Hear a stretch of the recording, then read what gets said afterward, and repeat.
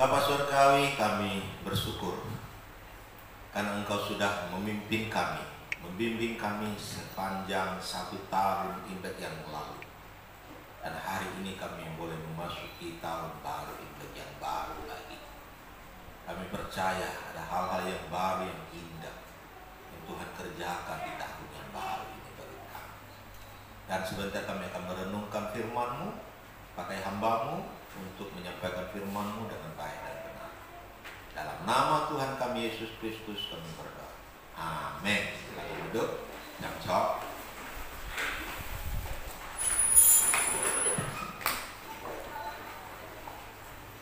Kyung Hee Sin yang Cimbu.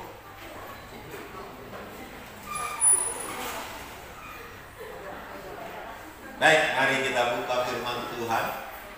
Kita lihat di dalam Mazmur 65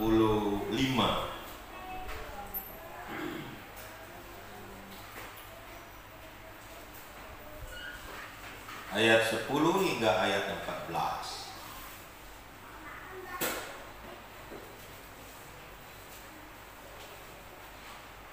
Mari kita baca bersama-sama akan ayat firman Tuhan. Kita lihat sama-sama itu. 1, 2, 3. Engkau mengendahkan tanah itu, mengaruniakannya kelimpahan, dan membuatnya sangat kaya. Batang air Allah penuh air. Engkau menyediakan gandum bagi mereka. Ya, demikianlah Engkau menyediakannya. Engkau mengairi alur bajaknya. Engkau membasahi gumpalan-gumpalan tanahnya. Dengan dirus hujan, Engkau menggemburkannya. Engkau memberkati tumbuh-tumbuhannya. Engkau memahkotai tahun dengan kebajikan-Mu. Jejakmu mengeluarkan lemak. Tanah-tanah padang gurun menitik. Bukit-bukit berikat pinggangkan sorak-sorai. Padang-padang rumput berpakaian kawanan kambing domba. Lembah-lembah berselimutkan gandum, semuanya bersorak-sorai dan bernyanyi-nyanyi. Saudara-saudaraku dikasih oleh Tuhan, dari ayat firman Tuhan ini kita menggambarkan satu pesta yang besar, satu berkat yang besar, yang dialami oleh umat-umat Tuhan, yang dialami oleh orang-orang pilihan Tuhan. Saudara-saudaraku dikasih oleh Tuhan, kalau kita mau melihat tentang Imlek ini, Imlek ini adalah sebuah pesta, musim semi, pesta yang besar. Mengapa saya katakan pesta yang besar? Karena ini adalah perayaan dulu di Tiongkok dalam sejarahnya. Secara singkatnya kita mengerti bagaimana sejarah ini terjadi. Ini adalah pesta musim semi. Bagaimana orang-orang di Tiongkok mengalami yang namanya musim yang sangat tidak bersahabat di awalnya. Lalu mereka memasuki satu musim semi yang memberikan harapan baru, yang memberikan semangat baru, bahkan yang memberikan berkat-berkat baru yang hebat dan luar biasa bagi mereka. Ini menjadi sebuah pesta yang besar. Ini menjadi sebuah ucapan syukur yang besar, di mana mereka mengalami berkat-berkat Tuhan yang besar pada waktu itu, sehingga terjadilah ada namanya Imlek. Saudara-saudaraku yang dikasihi oleh Tuhan Yesus, memang ketika mereka melakukan pesta-pesta yang besar itu, mereka mengadakan pesta ucapan syukur yang besar itu, tentu sesuai dengan apa yang mereka anut, Jadi sebenarnya ini tidak terpaku kepada sebuah agama, sebuah kepercayaan saja. Karena di Tiongkok bukan hanya satu agama yang ada pada waktu itu juga. Ya, cuman mereka, kalau mereka latar belakang dari tahu, maka mereka akan mengadakan ucapan syukur mereka, mengadakan perayaan yang besar itu dengan cara seperti yang mereka anut itu. Jika mereka adalah agama Buddha waktu itu, maka mereka juga akan merayakan perayaan itu dengan cara-cara agama yang mereka anut. Dan mungkin mereka ada agama-agama lain di saat yang mereka anut pada waktu itu. Mereka akan mengadakan ucapan syukur mereka, perayaan mereka sesuai dengan agama yang mereka anut. Dan mungkin juga mereka adalah penganut-penganut yang mungkin disebut hanya kepercayaan saja, animis dan sebagainya. Mereka akan mengadakan perayaan sesuai dengan keyakinan yang mereka anut pada waktu itu. Ya.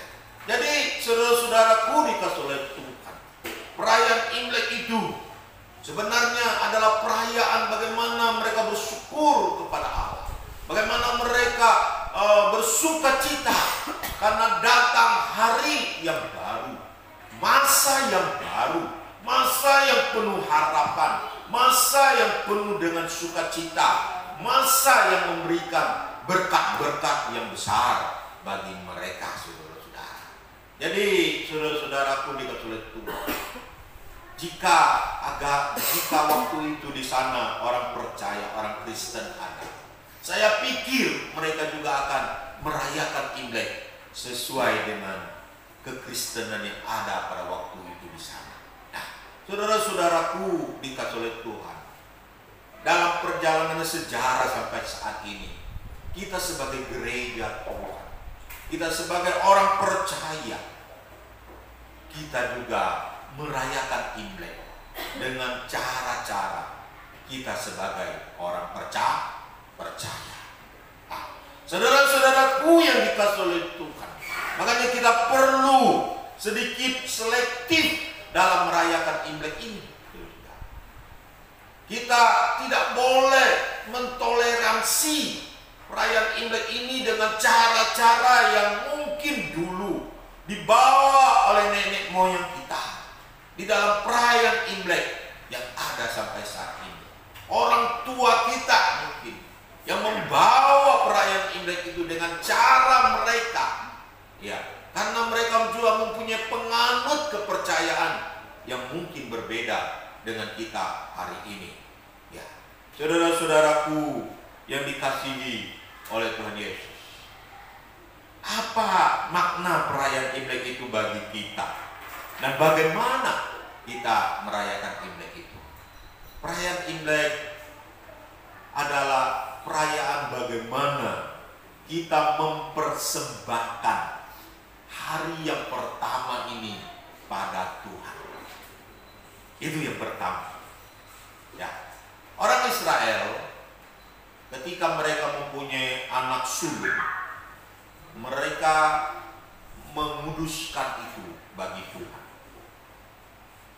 Setiap anak sulung harus dikuduskan, dipersembahkan kepada Tuhan.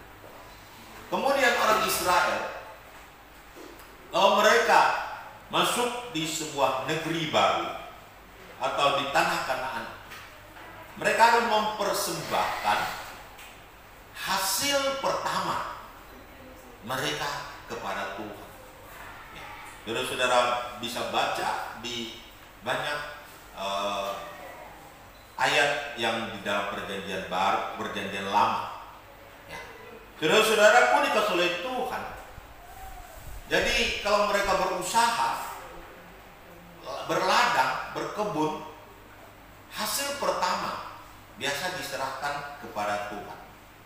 Nah, saudara-saudara, kita sebagai anak Tuhan di hari pertama Imlek ini, kita juga mempersembahkan kepada Tuhan.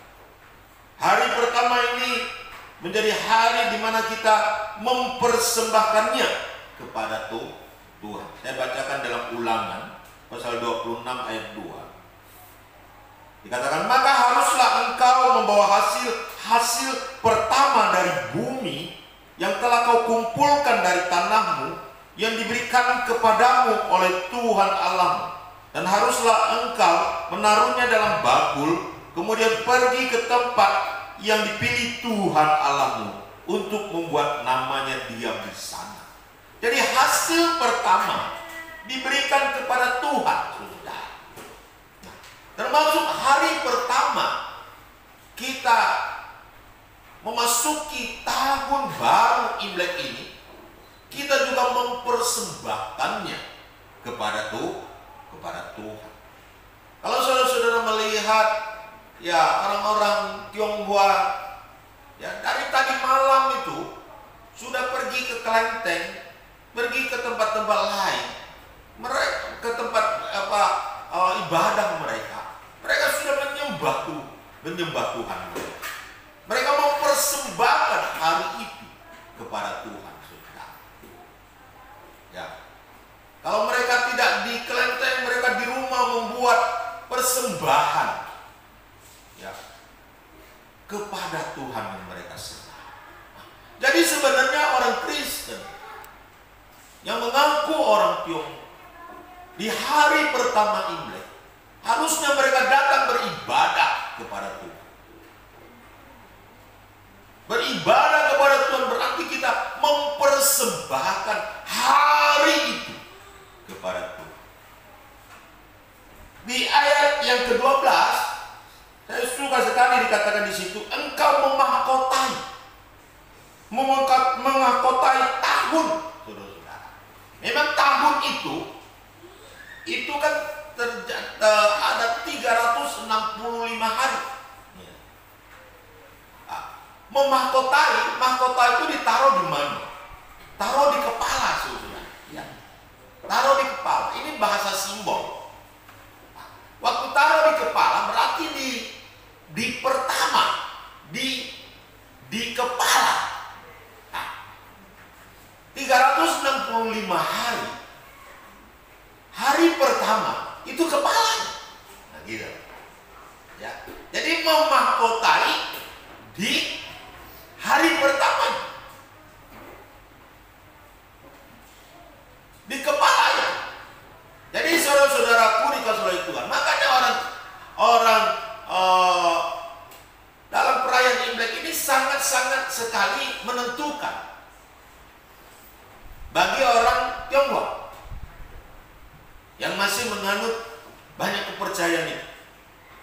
Mereka percaya hari Imlek ini akan mempengaruhi sepanjang tahun.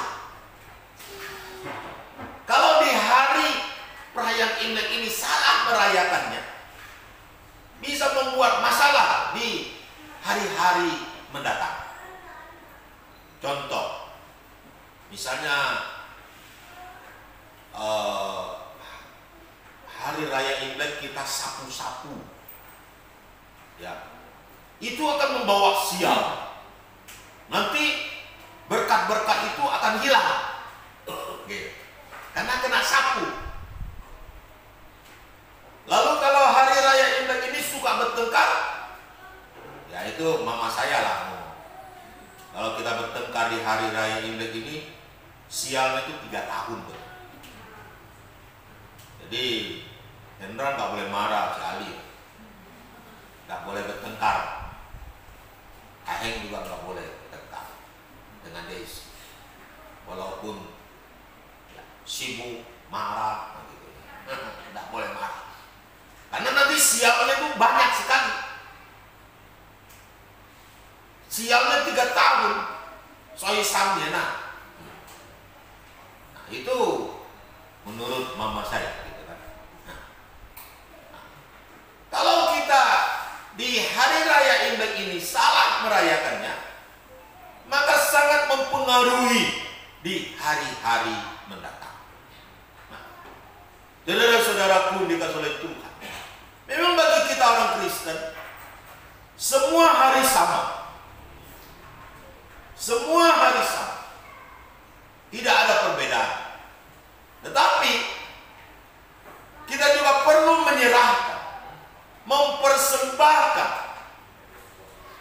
hidup kita. Buah sulung hari pertama kepada Tuhan. Karena biasa hari-hari itu, hari pertama itu menjadi hari spesial tersendiri bagi kita, ya. Makanya hari Imlek itu kan hari spesial, ya. Selain hari istirahat sejagat, istilah orang, ya, hari yang membawa berkat. Makanya kalau hari Imlek kan membawa berkat yang banyak. Saudara-saudaraku dikasih oleh Tuhan, di hari raya Imlek ini membuat kita berserah dan menyerahkannya kepada Tuhan. Serahkanlah hari pertama ini untuk Tuhan. Beri semangat dulu untuk kita. Kemudian yang mau kita pelajari di hari raya Imlek ini yang kedua adalah Tuhan itu baik. Tuhan itu baik. Mengapa saya katakan Tuhan itu baik? Dikatakan engkau memahkotai tahun dengan kebaikan. Tuhan itu memahkotai tahun dengan kebaikan, bukan dengan kejahatan, tapi dengan kebaikan. Tuhan itu baik. God is so good. Tuhan itu baik. Apakah kita masih meyakini Tuhan itu baik dalam hidup kita? Kadang-kadang kita mulai curiga, jangan-jangan Tuhan itu tak baik dengan saya. Ketika kita mengalami persoalan, ketika kita mengalami masalah, ketika kita mengalami pergumulan, lalu kita berkata, Tuhan itu tak baik. Dia hanya baik kepada orang-orang tertentu saja, tapi dia tak baik kepada saya. Tuhan itu tidak baik bagi saya. Saudara-saudaraku yang dikasihi oleh Tuhan, tapi Tuhan itu baik. Tuhan itu baik bukan tergantung apa yang kita alami, apa yang kita hadapi, pergumulan apa yang kita hadapi, lalu kita berkata Tuhan itu tidak baik. Tetapi Tuhan itu adalah baik bagi kita. Apakah kita percaya Tuhan itu baik bagi kita? Mungkin ketika kita di tahun yang baru ini kita mulai mengevaluasi hidup kita. Kok dulu ya, waktu tahun-tahun lalu saya itu banyak dapat angpau ya. Kok sekarang saya tak dapat lagi angpau ya? Atau dulu saya itu berhasil usaha saya ya. Wah, tahun ini gagal. Tahun ini bencana. Ya, dulu saya ini wah baik-baik ya. Kok sekarang tahun ini saya ini tak baik ya. Dulu saya sehat-sehat ya. Kok sekarang saya ini sakit-sakitan ya. Dulu saya doanya sering didengar Tuhan. Sekarang kok doa saya ini Tuhan tak suka dengar lagi ya, menurut kita. Lalu kita akhirnya mengambil kesimpulan dengan kondisi-kondisi yang mungkin hari-hari ini terasa berat, terasa susah, terasa tidak enak kita alami. Mungkin berbagai peristiwa-peristiwa terjadi di hari-hari yang lalu. Peristiwa-peristiwa yang mungkin kita tidak bisa terima.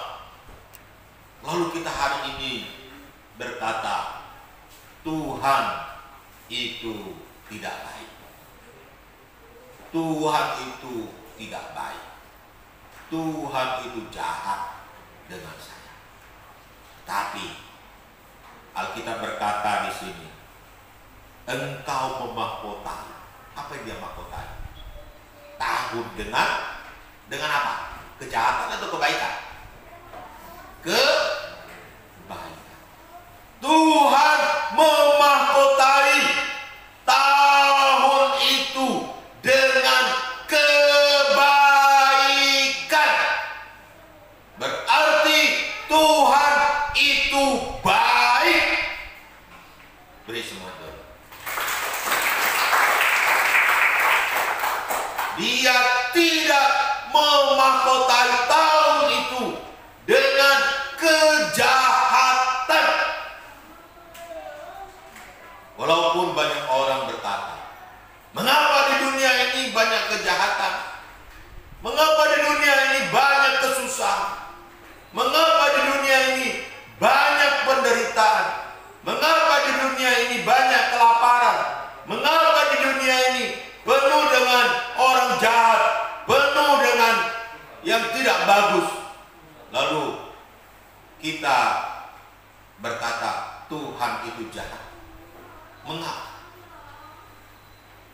Kejahatan di dunia ini, keburukan di dunia ini bukan Tuhan yang membuatnya buruk, tetapi karena manusia maka semuanya menjadi buruk.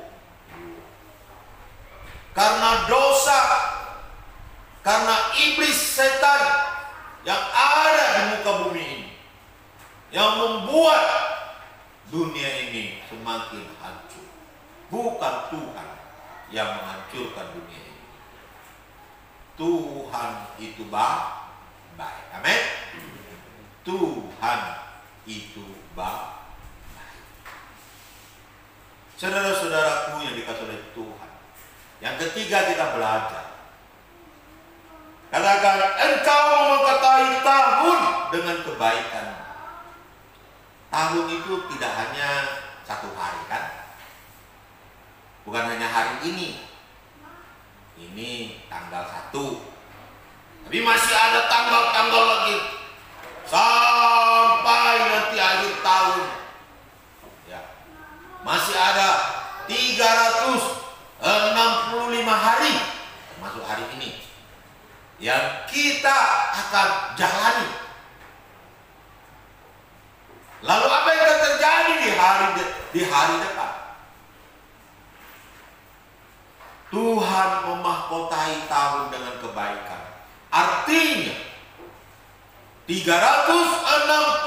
tahun, 365 hari Tuhan berkati semuanya. Amin. Tuhan berkati semuanya. Artinya adalah Tuhan merencanakan tahun ini 365 hari itu dengan kebaikan bagi saya dan saudara-saudara dari hari ke hari. Allah, dikatakan Alkitab berkata, Allah merencanakan damai sejahtera bagi saya dan saudara-saudara. Amin. Tahun ini adalah tahun di mana Tuhan memberikan kebaikan bagi saya dan saudara-saudara. Walaupun dunia pesimis. Amin. Dunia tidak mengakui ini. Dunia mungkin memprediksi tahun ini tahun yang kelam. Tahun ini tahun yang susah. Tahun ini tahun yang tidak menentu. Tahun ini tahun yang berat. Tahun ini tidak ada yang baik, dan seterusnya dan seterusnya. Tetapi kita sebagai orang percaya, Tuhan menjanjikan, amin, bahwa Dia memahkotai tahun ini dengan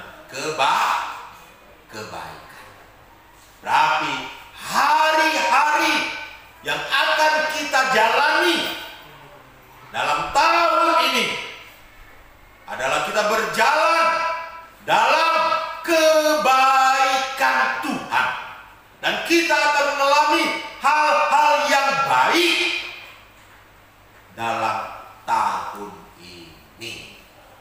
Karena Tuhan bekerja di dalamnya. Tuhan memberikan hal-hal yang baik.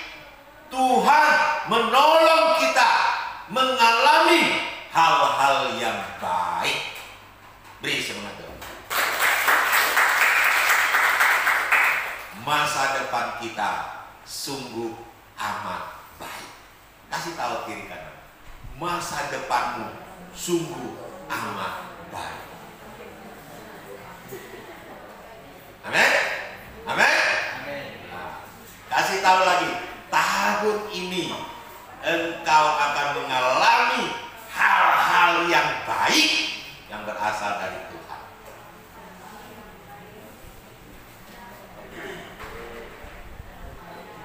Amin. Beri semangat sekali lagi. Saudara-saudaraku yang dikatakan oleh Tuhan, ini adalah rencana Tuhan. Ini adalah program Tuhan dalam kehidupan saya dan saudara-saudara. Mungkin saudara-saudara berkata, bagaimana nanti kalau saya mengalami hal yang tidak baik? Bukan Tuhan yang salah. Mungkin karena dosa kita, maka membuat semua itu menjadi buruk. Mungkin karena kuasa kegelapan membuat rencana itu gagal. Gagal dalam pengertian diri kita sendiri, bukan gagal dari Tuhan. Karena kita tidak tunduk kepada Tuhan. Kita berjalan di dalam kekuatan kita sendiri. Tetapi jika kita berjalan di dalam kehendak dan rencana Tuhan, kita pasti mengalami hal-hal yang baik yang berasal daripada Tuhan. Amin. Amin. Jadi berkat kita itu bukan tergantung bagaimana kita merayakan Imlek ini, tetapi berkat itu mengalir karena Tuhan dalam hidup kita. Amin.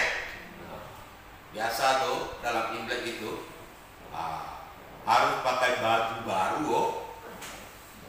Gak tahu pakai baju baru atau baju lama ya. Karena itu bajunya aku tidak pernah lihat tuh masalahnya. Ya baru bagi saya. Gitu kan. Nah, tapi dalam hal baju baru ada juga keyakinan. Kalau kita dalam Imlek tak pakai baju baru, sial. Sial, kata papa saya, kata mama saya lagi. Sial, gitu dulu. Tapi mama saya udah Kristen, dah lagi gitu. Jadi harus pakai baju baru. Kalau ada dalaman juga baru. Sampai kepada CD-nya juga harus baru. Kalau hanya baju baru, CD-nya nggak baru, juga nggak sah. Jadi semuanya harus baru. Baru nanti hang, ya.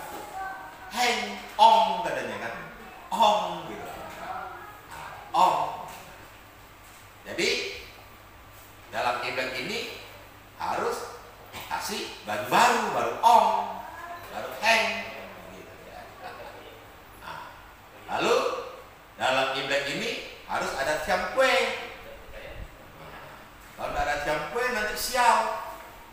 Kenapa enggak harus ada tiang kue? Nanti katanya nanti dewa itu turun dari langit, gitu kan? Nah, kalau dia dikasih tiang kue, dia nanti pergi ke surga sana kahyangan, dia melaporkan hal-hal yang baik. Jadi kalau enggak ada tiang kue, nanti dia laporkan yang jahat-jahat. Nah, lalu dalam Imlek ini juga, ya kan? Rumah harus bersih, rumah harus cantik. Jadi kalau nanti dewa kahyangan datang, kalau lihat rumahnya jelek-jelek, rumahnya tidak rapi, bukan jelek sebenarnya, yang masalahnya kerapian, kebersihan begitu ya. Ada rumah kecil, jelek tapi rapi banget gitu. Nah, bersih di dalam ruangan. Nah, nanti kalau kotor-kotor, nanti dilaporkan yang kotor-kotor, yang jelek-jelek sana gitu kan. Nah, jadi seperti itu. Nah, kita memang orang Kristen merayakan Imlek dengan yang baik-baik. Merayakan itu dengan yang benar, bukan dengan mistik-mistik yang ada, bukan dengan mistik-mistik yang ada. Kita berusaha pakai baju baru bukan karena mistik, tapi karena kita ingin pakai baju baru supaya namanya perayaan lah, kan begitu. Kalau ada kenapa enggak gitu kan? Kecuali enggak ada. Kemudian kita bersihkan rumah bukan karena mistik, tetapi bersihkan rumah kan malu dong. Nanti Pak Kim datang ke rumah saya, lihat, aduh kok laba-labanya banyak ya di atasnya. Ya kan? Malu lah orang bertamu di rumah kita kotor-kotor. Ya kan? Malu kita. Tapi bukan karena mistik kita membersihkan rumah. Gitu. Bukan mistik, bukan kepercayaan seperti itu. Nah, perayaan Imlek itu perlu dan sangat perlu sebenarnya. Ada satu ayat firman Tuhan yang mengatakan, kasih itu makin hari makin hilang dalam dunia ini. Dan saya pikir Imlek itu bisa menjadi salah satu untuk melawan, untuk memperbaiki akan kasih yang makin hari makin hilang. Karena ketika kita Imlek, kita saling mengunjungi. Ketika kita saling mengunjungi, ada senyum, ada sapa. Dan kalau ada masalah, mungkin masalah itu makin menghilang, bukan bertambah.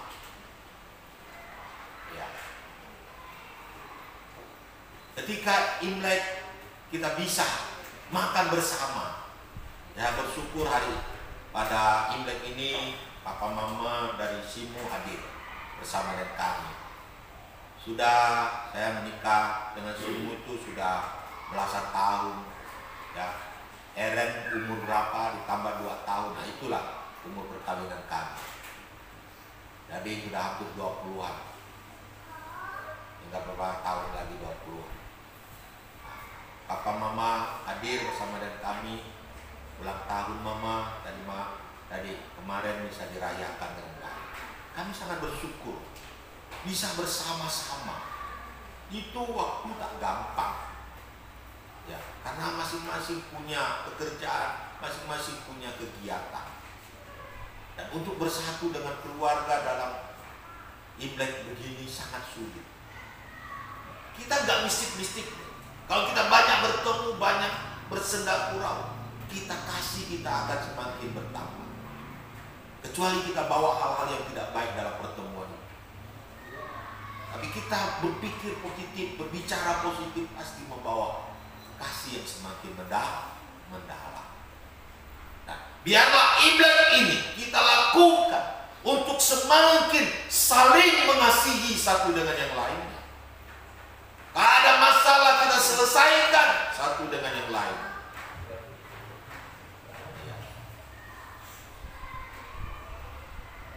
Kasih angpau, boleh tak? Boleh. Tapi bukan dengan mistik. Saling membagi satu dengan yang lainnya. Saling menghargai satu dengan yang lainnya. Bahkan angpau itu bisa juga mengurangi ketegangan, bisa mengurangi curiga-mencurigai. Orang ini kasih saya, oh berarti dia masih baik dengan saya, ya? Gitu. Bisa saja, gitu kan. Pemberian itu bisa meningkatkan kasih satu dengan yang lain. Gak masalah. Ya. Imlek ini menjadi ajang di mana kita semakin saling mengasihi satu dengan yang lain. Makanya saya sangat tidak setuju kalau ada yang mau meniadakan Imlek ini. Gereja-gereja Tuhan yang tidak peduli dengan perayaan Imlek ini, saya tidak setuju. Kecuali gereja itu tidak ada orang Tionghoanya lah. Tapi kalau gereja itu ada orang Tionghoa lebih bagus. Ya tapi kembalilah kepada mereka, terserah mereka. Yang penting di gereja kita merayakan Imlek. Amin. Beri semangat dulu. Karena ada sisi positif yang indah dari perayaan Imlek itu sendiri. Sisi-sisi yang indah di dalam perayaan Imlek itu. Dan itu perlu dipupuk dan perlu dipertahankan, bahkan perlu ditingkatkan. Amin. Kalau tidak ditingkatkan, saya takut nanti cucu kita itu tidak tahu lagi Imlek itu apa. Dan hilanglah Imlek itu dari peredaran di orang-orang Tionghoa. Kalau hilang, berarti satu momen yang indah itu menjadi hilang. Dan satu hal yang indah itu sangat disayangkan hilang dalam peredaran kita. Saudara-saudaraku yang dikasihi oleh Tuhan Yesus, kiranya berkat Tuhan ini memberkati kita semua. Mari kita bangkit berdiri. Kita memuji Tuhan. Allah itu baik, sungguh baik bagiku.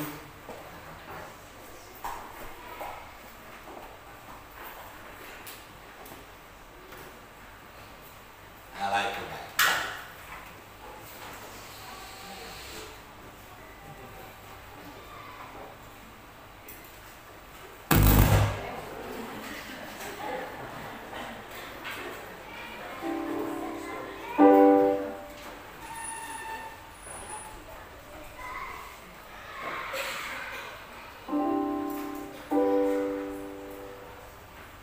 Mari kita dengan semangat.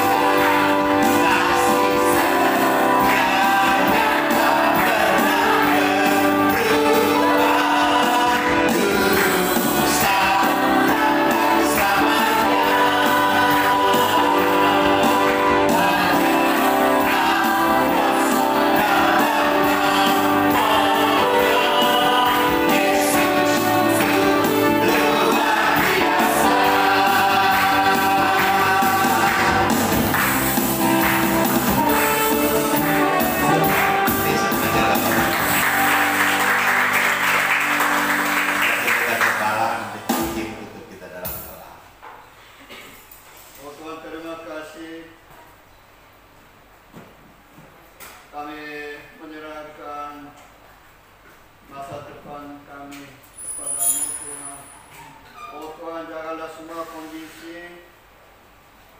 negara